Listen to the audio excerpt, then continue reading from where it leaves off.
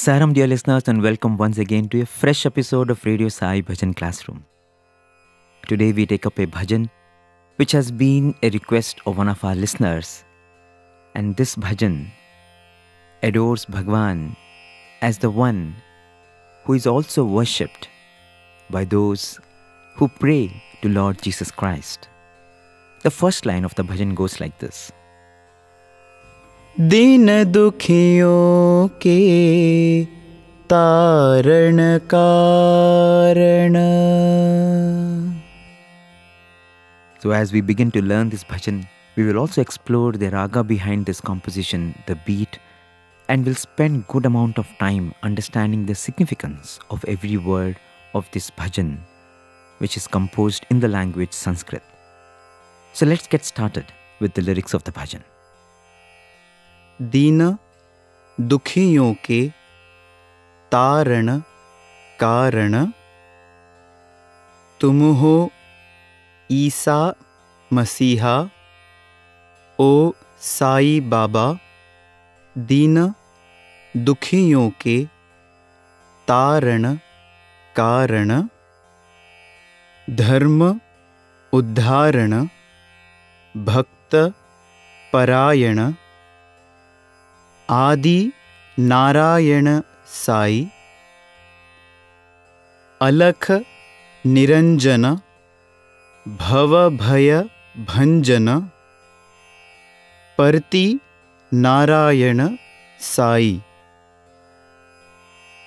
Now, let's learn how to sing this bhajan. As you listen to its tune sung very slowly, please do pay attention and follow carefully, because this bhajan is not among the very easy bhajans to learn. One has to really focus so that you get all the nuances of its tune right. This bhajan is being sung in the scale C Madhyam. दीन दुखियों के तारण कारण. दीन दुखियों के तारण कारण. तुम हो ईसा मसीहा, ओ साई बाबा. तुम हो ईसा मसीहा, ओ साई बाबा. दीन दुखियों के तारण कारण. दीन दुखियों के तारण कारण. धर्म उद्धारण भक्त परायण. धर्म उद्धारण भक्त परायण. आदि नारायण साई.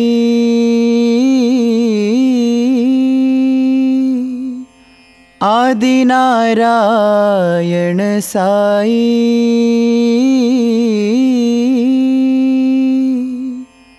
अलख निरंजन भव भय भंजन. अलख निरंजन भव भय भंजन. परति नारायण साई.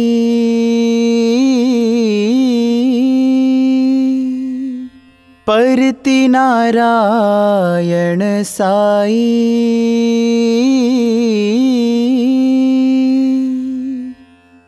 परति नारायण साई. परति नारायण साई. दीन दुखियों के Taran Karan.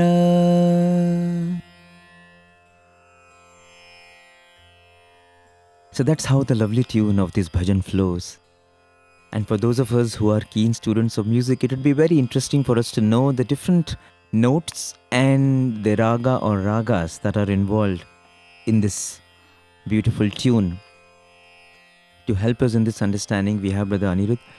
So Anirudh, what are your thoughts on the technical structure of this bhajan? Sai Vishu. Sairam. This beautiful bhajan has lovely melody tune and also beautiful lyrics. Yes. If you analyze it musically, it is, I think in my opinion, it is based on a mix of 3 ragas, or perhaps a raga might exist as a combination of these 3, which I don't know. The first raga I want to tell is Malkons or Hindolam. Sa ga ma dha ni sa ni dha ma ga sa.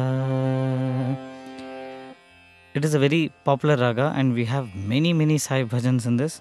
Daya karo Shiva Ganga Dhari Hari Om Namah Shivaya. And if you change one note of this raga, Sa ga ma dha ni sa. So from Komalni, if you make it to Shuddhani, Sa ni dha ma ga sa. This raga is Chandrakons, and you have bhajans Raghupati Raghava Raja Rama, O Raja Rama, Hari Hari Narayana, Hari Govinda Narayana. And coming to the third raga, it's a beautiful twist from both the ragas, that is Chandrakons and Malkons. Both had Komal Ga, Sa Ga Ma Dha. So if you change from Komal Ga to Shuddha Ga, Sa Ga Ma Dha Ni Sa, Sa Ni Dha Ma Ga Sa. By changing one note, it gives a beautiful experience and the feel of the emotion changes. And this bhajan is a lovely combination of these 3 emotions put together. And the third raga which I was telling is called Surya. Sa ga ma dha ni sa ni dha ma ga. We have one Ganesha bhajan in this raga. Siddhi Vinayak Pahi Gajanana. So as you wanted me to analyze this bhajan musically, I guess it is a combination of the Chandrakons, Malkons and Surya. And the deviations from each raga is so beautifully connected that you don't even know that the raga is changing. Such wonderful tune and wonderful lyrics. Absolutely. The lyrics are also, as you said, very unique because hardly you find any bhajan with the lines like this, Dharma, Uddharan, Taran Karan. Yes. Very unique. And I think for those who are trying to decipher this in their musical instruments, once we share with them the swaras, I think that will make it very easy, isn't it? Yes, I think that exercise is mandatory for this bhajan because as I said before, you have the combination of different ragas by changing the Shuddha to Ni, Shuddha to Komal notes. So when we do swaras for each line, you would exactly know what is being changed and which note to hit. Yeah, I think maybe in this bhajan you can perhaps specify which dha and which ga is, Yes, Komal okay. and where it is Shuddh. I think that will really help everyone. Yes, so let's take the first line. Yeah. Deena Dukhiyon ke Taran Karan Sada Damama Damaga sa ga ga ma ma ma. So the first line belongs to the rag Surya because the Shuddha ga is coming. Sa ga ma. Sa da da ma ma da ma ga. Sa ga ga ma ma ma. तुम हो ईसा मसीहा ओ Sai Baba. So the second line has the feel of Chandrakaunts because of Shuddhani. Sa sa ga sa ni ni sa ni da ma. Sa sa ga ni ni sa ni dha ma. We shall go to the next line, Dharma Uddharana. Dharma Uddharana Bhakta Parayana Mama Gama Madamaga Gamada Gamaga Sasa. Mama gama madhamaga gamadha gamaga sasa. Parthi Narayana Sai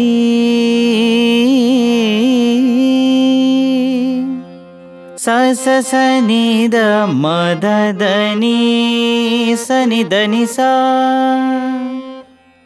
This line belongs to Malkons. Sa ga ma da ni sa. Sa sa sa ni dha ma dha da ni sa ni dha ni sa. Alakha Niranjana Bhava Bhaya Bhanjana Saga sani sa ga ga maga sa maga sani sa sa. Because of the Shuddhani, it is again Chandrakaunts. Saga sani saga ga maga sa saga maga sani sa sa. Parthi Narayana Sai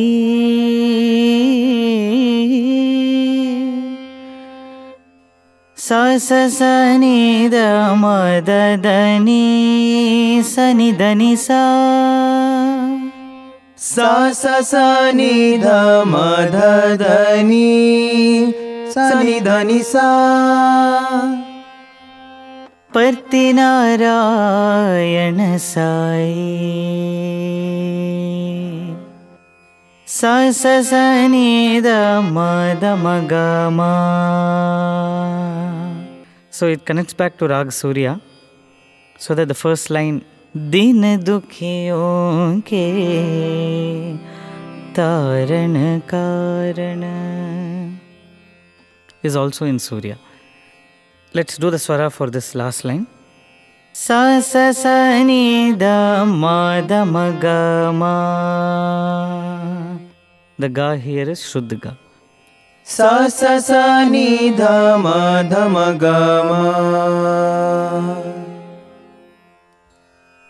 Because there is so much of juggling between so many ragas, but you will definitely get confused if you're focusing on the raga as you're singing this bhajan. Just like every bhajan, I think the feel and the bhava of the bhajan is so beautiful because it is talking about the Lord's compassion. Yes. And how the Lord takes birth again and again for the devotees. I think the feel and the emotions expressed are so beautiful.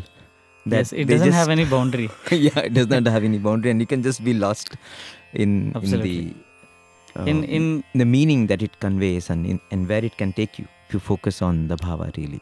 Absolutely. In Carnatic Kritis, if there are more than one raga is involved, they call it Raga Malika. So something like that, this bhajan, because every line it changes to either Surya or Malkons or Chandrakons, it keeps shifting between these ragas. Yes. And put together is a beautiful composition. Yes. As you said, the words Dharma Uddharana keeps ringing in your mind. Yes. When you listen to this bhajan. I'm tempted to say that every bhajan is actually a Bhava Malika. Yes. Because every line conveys a very beautiful feeling to Absolutely. connect with the Lord. And that's what connects to Swami, and most important. Absolutely. So we'll do the beat. Yes, the beat of this bhajan is the 8 beat, Aditalam or Keherva in the classical music. Let's have the count.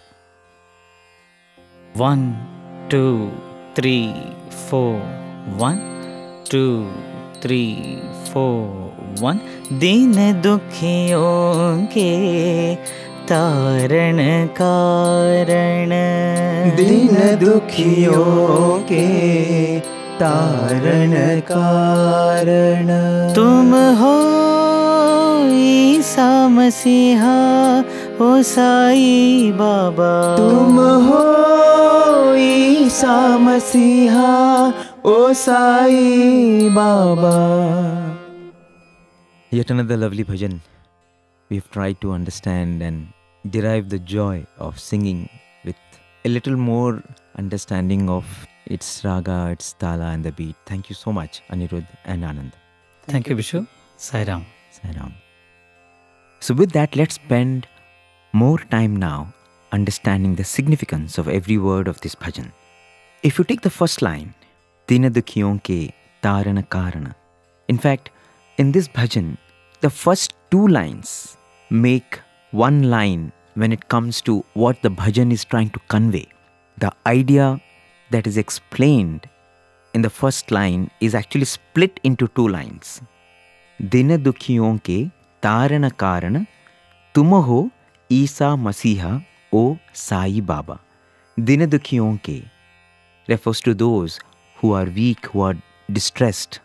Deena is someone who is incapacitated. Dukhiyon is someone who is always beset with problems. Tarana Karana. Tarana is to save. Karana is reason. So it means to help those who are sad and who are depressed. Then comes the next line. Tumaho Isa Masiha o Sai Baba. O Sai Baba, you are the divine Lord, the divine emancipator. You are the one who came to the rescue of devotees as Jesus Christ. And you are the one who comes again and again to save the forlorn, to save those who need succor. That is what is conveyed in entirety in the first 2 lines. Deena Dukhiyon ke Tarana Karan, Tumaho Isa Masiha o Sai Baba. During the landmark event of Guru Purnima 1963, Bhagwan took upon the illness that was to befall on one of his devotees. This was a major event in the Sri Sathya Sai avatar. This is when Bhagwan revealed that he is Shiva Shakti Swarupa. On that occasion, Swami said, for those who have no refuge, God alone is the refuge. This is the reason I took upon myself the disease that one forlorn Bhaktha was to suffer from. Swami explained, the devotee would not have survived nor could he have come through the 4 attacks that I took upon myself. And then came the declaration, my Dharma is Bhakta Rakshana, which means my duty is the protection of the devotees. There are any number of such instances where Bhagwan has been the true refuge of those who call out to him. When a devastating cyclone rendered thousands of homes to ruins in 1977, Swami came to the rescue of these forlorn people in coastal Andhra Pradesh. No one went to Bhagwan and asked for any succor. It was a spontaneous gesture of Bhagwan, wherein he sent loads of food, clothes and survival material, along with hundreds of Sai Sevadal workers to go and serve these people who were in distress. And this has happened any number of times, be it the devastating cyclone in Orissa in October 2008, or the Gujarat earthquake in 2002, or the tsunami in Tamil Nadu in 2004, and the list goes on. While these are stories of compassion that the world comes to know because it is done on a bigger scale, but there are any number of little stories that are unfolding in so many devotees' hearts, and these are stories which we will never know. There is a poignant tale about a person who was fed up with life and wanted to end his life. One morning he went and sat on a bench on the shores of the Thames River and said, "I'm going to jump into Thames and end my life." He sat there next to the river for a whole day, and in the evening he said to himself, "Okay, now the moment has come. I'm going to get up and jump." And just when he was about to do this, a voice from within very sternly said, "Sit down." He was shocked and he sat down. And then he thought probably he's hearing things because he's not keeping well. He had the habit of drinking alcohol, so he thought maybe his mind was not thinking clearly because of the alcohol which was inside him. So he got up again, took courage, and again said to himself, "Now I am going to jump." And as he was about to let go, again the voice came very strongly, "Sit down." Again the voice was so strong that he could not discard that direction. He tried one more time. He thought, maybe I'm imagining things. But then when it happened the third time, he said to himself, "There is somebody who is asking me to sit down. I don't know who this is. This voice is so different. This voice is not me. Some power is not allowing me to take this drastic step." And so he decided to go back home. On his way back, he passed through a house where he heard a very faint voice. As he was walking that road, he recognized that it was the same voice that had very sternly told him, "Sit down." So he went into the compound of that house. By then, the voice had stopped talking. And now, something melodious was emerging from that house. So he just went and sat there for about half an hour to 45 minutes. At the end of it, the melodious singing stopped, and then a few people came to him and started speaking to him very lovingly. They asked him where he was from, what he was doing, and if they can help him in any way. Then this man opened his heart and explained the situation. And then he said, "Can you tell me, what are you people doing? Who are you all?" And these people said, "We are devotees of Sri Sathya Sai Baba. We were singing Sai Bhajans." It was the practice of these people to play excerpts from Bhagwan's discourse just before the bhajan session. And when the man entered that compound, he had heard that voice of Bhagwan. And immediately he recognized that this was the voice which had told him, "Sit down, sit down, sit down." And that is the reason why he went inside and sat glued, trying to listen once again to this voice. And then the man said, "The last 45 minutes of the music that you were singing was the most magical moment of my life. I loved it so much. When are you doing bhajans again? I want to come." And that is how he became a regular attendee of the Sai Bhajan session. In fact, he became so much a part of the group that when Sai devotees from UK had sent truckloads of clothes, food and other stuff for the refugees there, the devotees from UK had sent all these material to this region at that point in time. It was the period when the people of Serbia were at war. It was a troubled time for former Yugoslavia. So this man too joined along with the Sai devotees, and he started now experiencing the joy of giving and the joy of selfless service too. Bhagwan not only saved him from him giving up his life, but also taught him what is it that will add meaning to his life: bhajans and service. So there are any number of such stories, and Bhagwan has his own inimitable way of reaching out to the hearts of everyone who needs his help, who needs his support. And that is what is explained and conveyed in this first line. Deena Dukhiyon ke Taran Karan. The Lord incarnates only to save these people. Tum ho Isa Masiha, O Sai Baba. Isa is generally referred to as Lord Jesus. Isa Masiha means the one, the Lord who is the healer, the emancipator. In his Christmas discourse in 1978, Bhagwan revealed the original name of Jesus was Isa. And Isa, when repeated consecutively, Isa, Isa, Isa, it becomes Sai. The Swami said both mean the same. It means the eternal absolute, the Sat Chit Ananda, the being, awareness, bliss. In fact, at the Tibetan monastery where Isa spent some years, in the Tibetan manuscript, his name is written as Isa, which means the Lord of all beings. There's a moving episode from the life of Mr. James Sinclair, a reputed businessman and a long-standing devotee of Bhagwan. Mr. Sinclair had not heard of Baba, but he had a deep yearning and love for God in his heart. He used to wonder, how is it possible that I was born at this time and age? As a Christian, he felt that it was so unfair that he was here in the 1950s and Jesus was there on the planet 2000 years ago. He used to pray to the Lord as he drove to New York City for his business every day, telling the Lord, "Oh Lord, I know you are out there. I know you are there somewhere, but I cannot find you. Dear Lord, I cannot find you, but you can find me. Please come to me." This was his constant prayer. And indeed, Bhagwan heard those prayers and so beautifully responded. In his unmistakable ways, Bhagwan entered Mr. Sinclair's life. One very profound experience that Mr. Sinclair had in his house happened one night. He was walking back from the washroom and he got a strange feeling that someone was there in the room.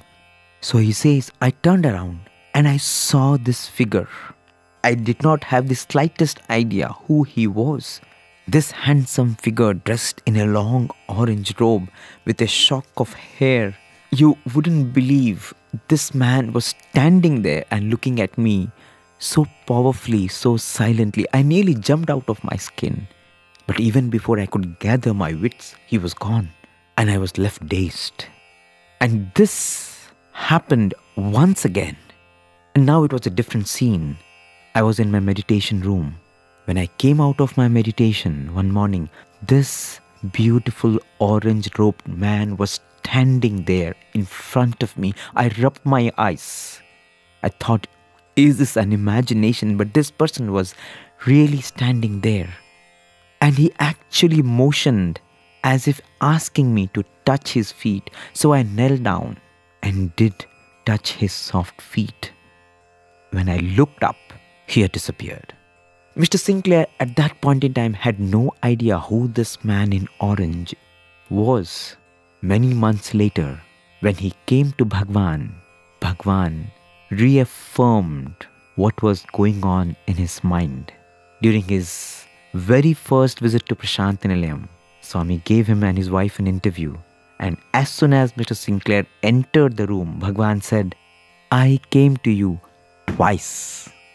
And that was enough to seal Mr. Sinclair's faith about who Sri Sathya Sai Baba is. So this is how there are any number of tales. If you tap every person who comes to Prashantinilayam, who is at Christmas in the holy abode, you will get a story that will easily fit into this line.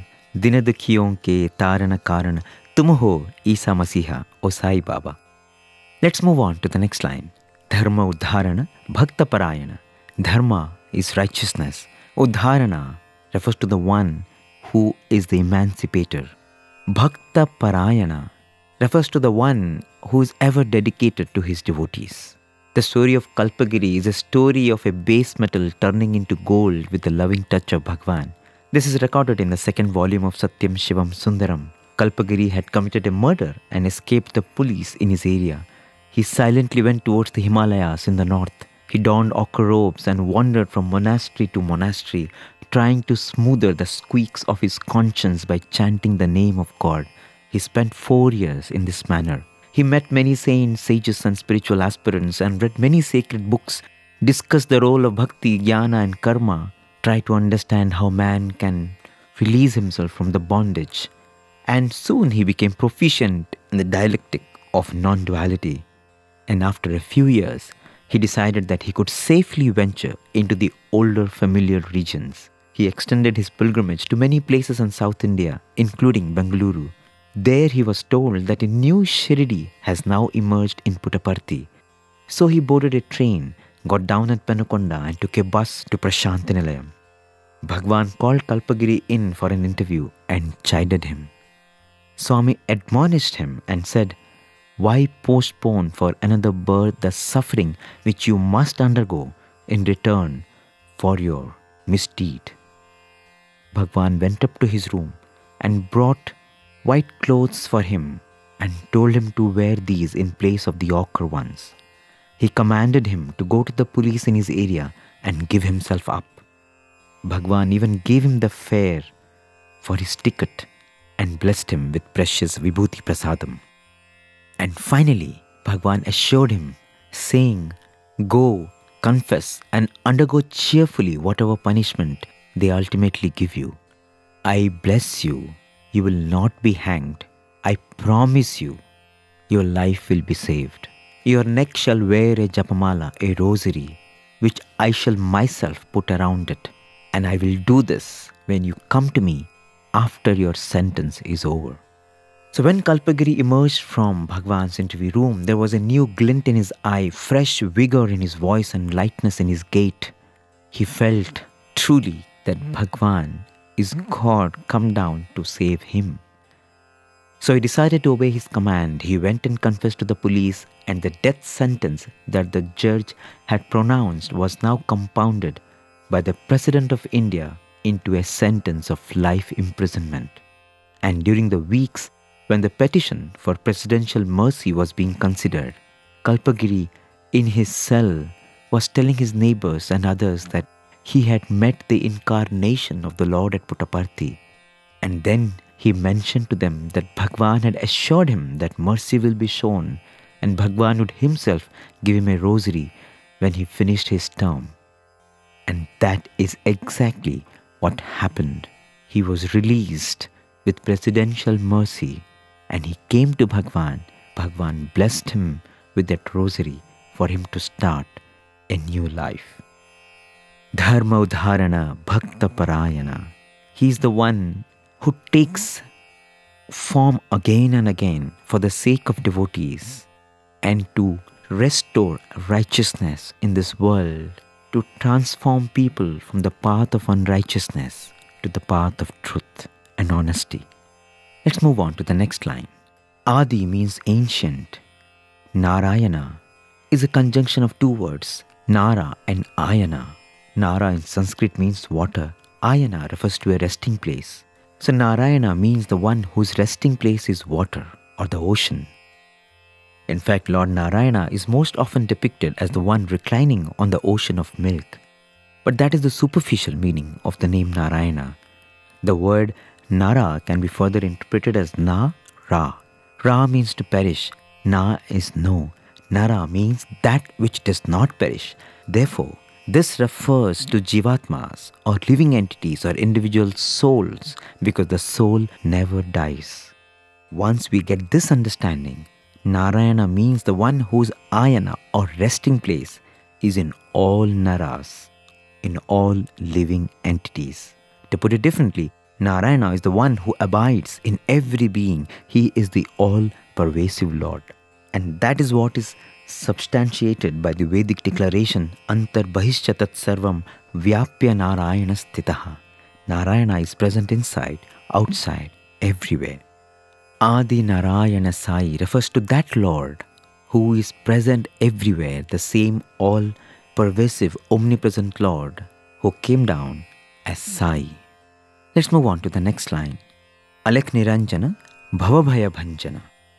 Alakha means the attributeless divine who cannot be perceived. Bhava, Bhaya, Bhanjana.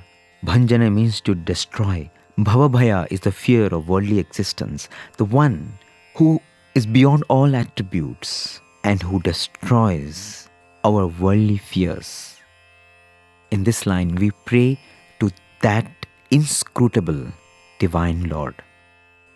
Let's now come to the last line. Parthi Narayana Sai refers to the same Lord who chose Puttaparthi as his divine abode in the current times.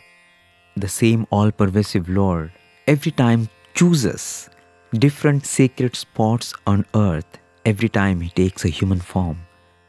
Once it was Bethlehem, once it was Shirdi, once it was Mathura, and now it is Puttaparthi. That is what is conveyed in Parthi Narayana Sai. So this is in brief what is conveyed in this line, as is so evident as you spend more time trying to contemplate on the significance of every word. You can endlessly go into the beautiful stories of the Lord coming to his devotees, the Lord going all out to protect those who call out to him, the Lord who incarnates again and again only so that righteousness can be restored and his devotees are taken care of. With this feeling, with this sublime understanding, let's sing this bhajan once again. You will now listen to the bhajan as it is sung in the Prashanti Nilayam Mandir. दीन दुखियों के तारण कारण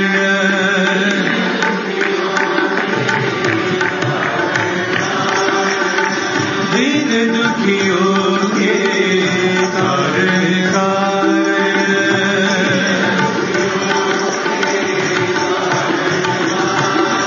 तुम हो Ishan Bihar Sai Baba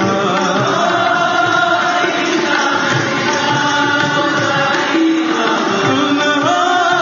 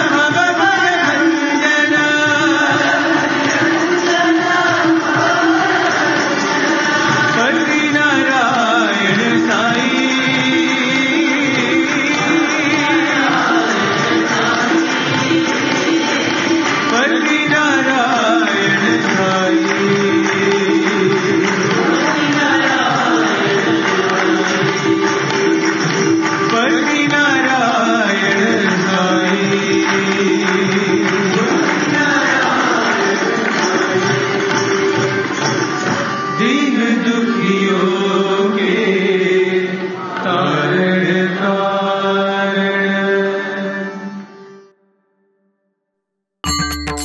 With this, we've come to the end of the current episode of Radio Sai Bhajan Classroom. If you have any queries, as always, you can write to listener@radiosai.org.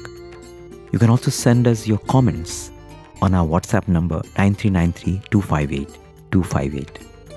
With gratitude and love, we offer this humble endeavor at His divine lotus feet.